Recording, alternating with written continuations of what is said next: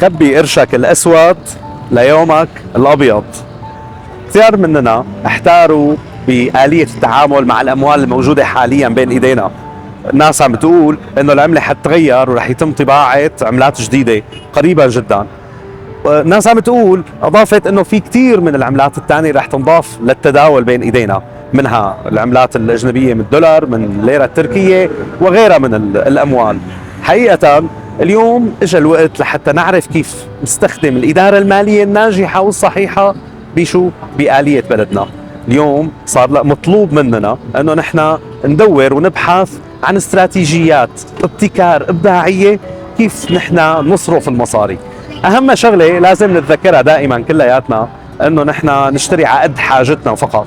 اليوم البلد مفتوحه، اليوم البلد كلياتها مفتوح الاستيراد فيها. صار من الممكن جدا انه نحن نقدر نستخدم يعني خلينا نقول ادوات جديده من التعامل بالليره السوريه او الليره التركيه ان صح الامر، او حتى الدولار الامريكي بحسب سياسات الحكومه اللي ممكن توضع لنا اياها لاحقا.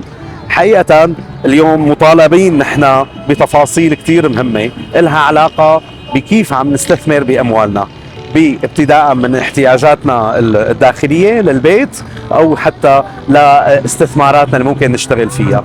كثير مهم انه نحن نشتغل وبقوه جدا على انه نعرف شو اللي نحن بحاجته بالضبط، وعلى اساس شو نحن عم نعمل، على اساس شو نحن عم نختار اي نوع من انواع خلينا نقول الادوات اللي نحن بحاجتهم.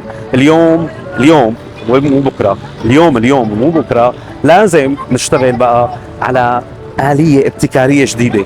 حاجة تقولوا انه القوانين والمراسيم كانت عم تمنعنا، اليوم القوانين كلياتها معنا بدون استثناء. واليوم صار في دم جديد، في هواء جديد، في روح جديدة، في افق جديد.